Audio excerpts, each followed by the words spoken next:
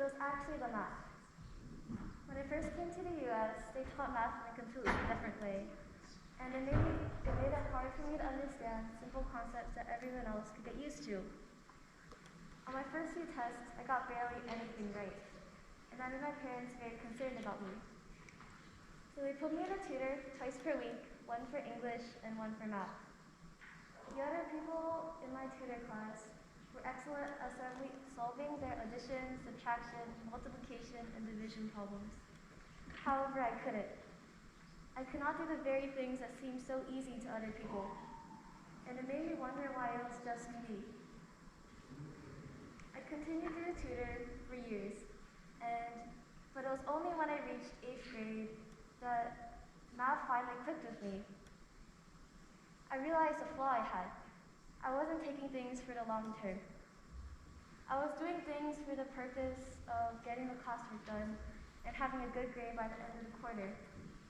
However, when I realized that when I learned through core concepts, that was when I understood math the most.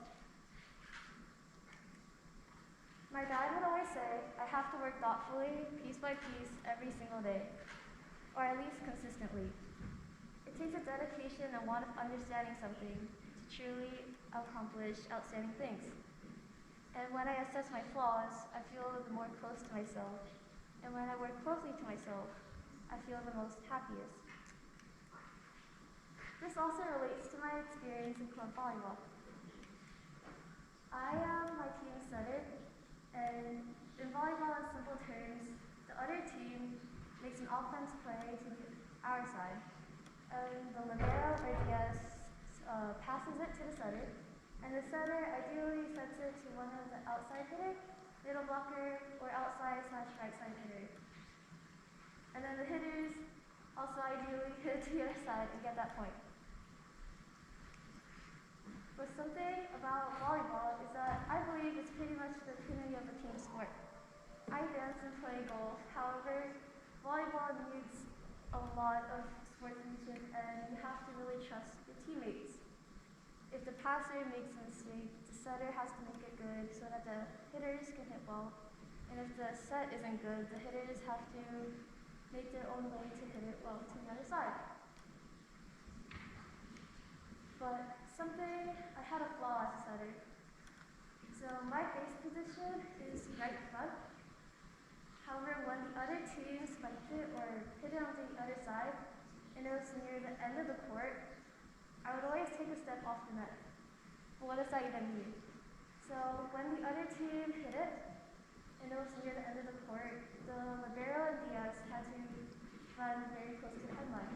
And I thought that they couldn't pass it to me all the way towards the net.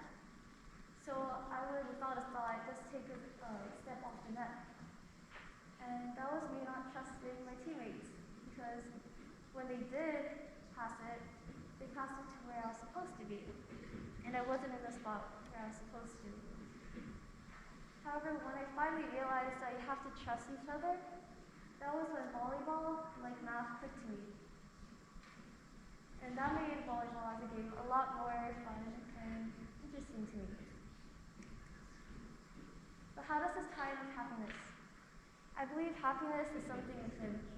It's not just the way you talk or act, but how you feel within.